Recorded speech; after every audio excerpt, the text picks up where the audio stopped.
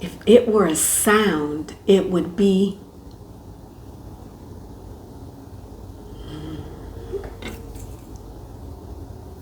Hi, Karla here. Welcome back to my channel, where I like to find the fun and magic in everyday things. Now you're probably wondering what the heck I'm doing. Well, I bought a new resin.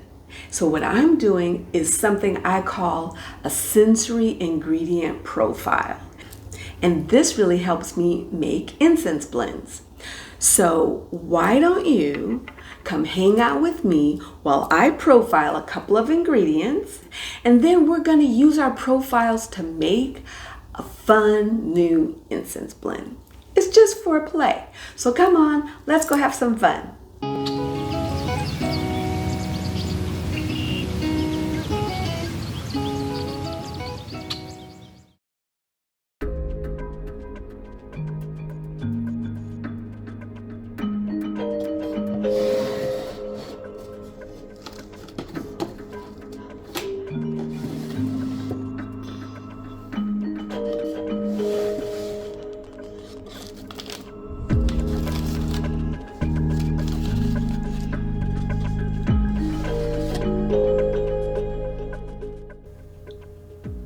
Okay, so here's my new resins: pine, opoponax, and benzoin styrex.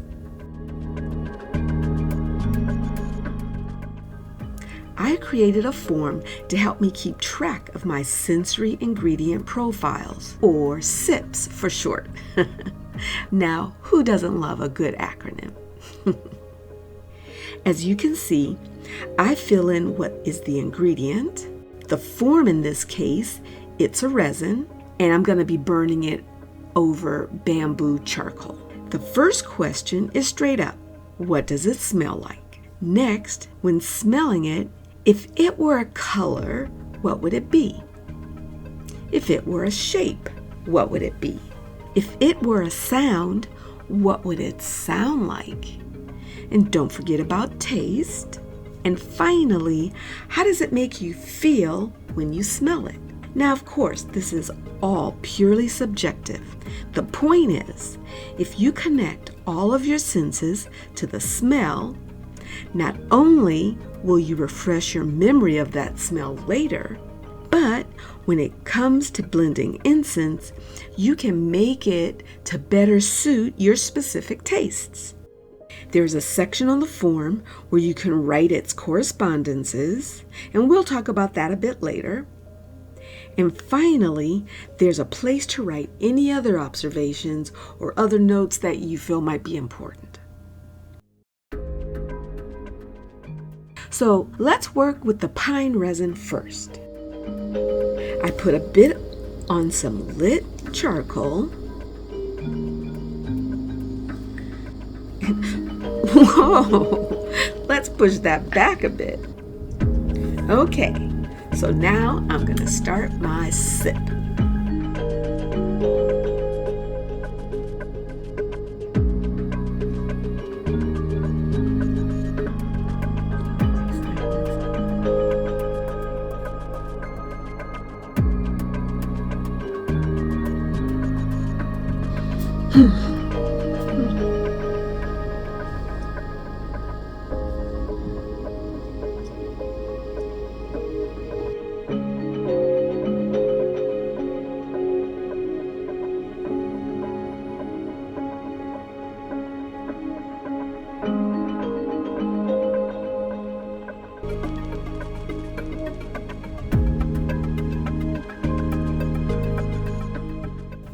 So for the magical properties section, I'll write down my own personal correspondences for the ingredient, or look in my favorite reference books for suggestions for correspondences.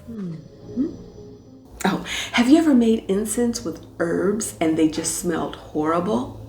Well, it really helps if you keep notes, and it doesn't have to be anything drastic, just a quick little profile like what I do here.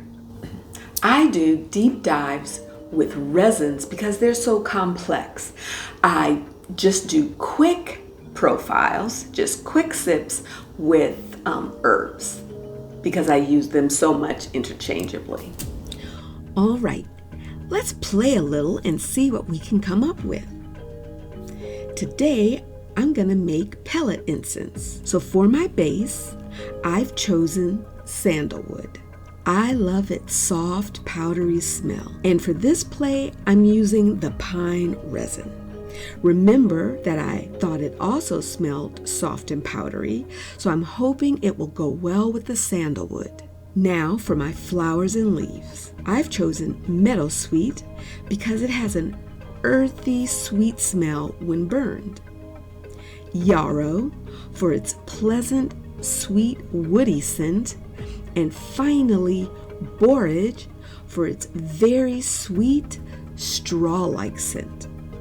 And I thought these would blend well together. And for my essential oils, I chose lavender and magnolia. Sorry, it's a bit blurry. Now, I haven't used magnolia essential oil before, but it smells like a spicy, floral, yet it has some sweet notes. I'm hoping for a soft floral incense that isn't sickly sweet, but grounded with some earthy notes. So let's see. So following my basic recipe for making pellet incense, let's go ahead and make it.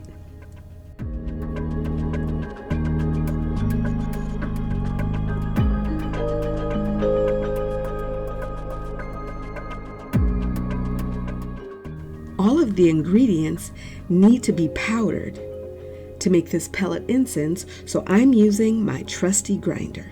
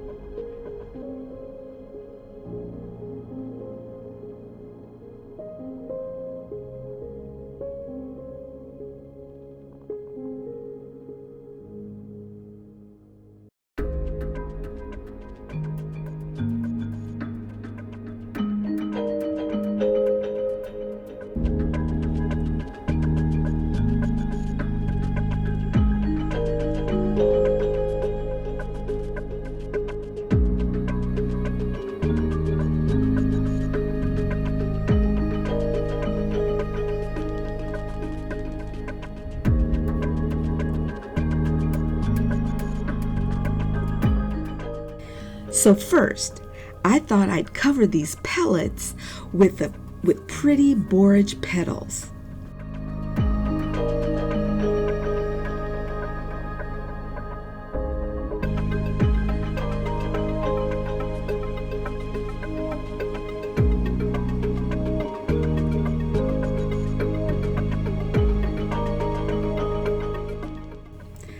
But that didn't work out so well.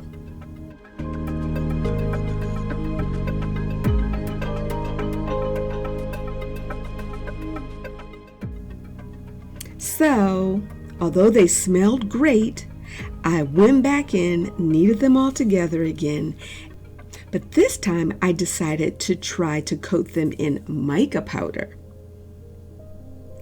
And here they are. Aren't they cute? I just love the way they look. Now they need to dry. Okay, it's been 2 weeks and we can burn them. But with all pellet incense, the longer you wait, the richer and more complex they smell. But since this was just a play, let's see how they smell. And if I like them, I can always go back, make more, and then let those age over time. Now to burn my pellet incense, I use this awesome electric burner that I gifted to myself because I was really feeling fancy.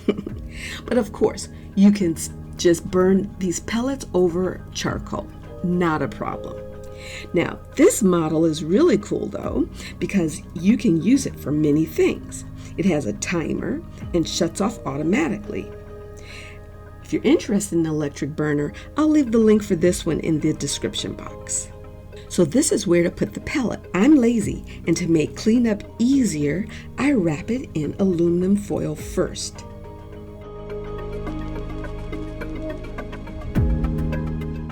I set the timer for 2 to 3 hours, depending on the thickness and size of the pellet. Now this is what the incense pellet looks like when it's finished burning. Okay, drum roll. What does it smell like? Oh my goodness, it smells wonderful. Very floral, but soft, not too sweet. It's really very pleasant. I will definitely make this again and make sure I make enough to age over time. Okay, now that was really fun. So join me for part 2 where we profile Opoponex. I can't wait to see what that smells like and what we do with it. All right, till next time.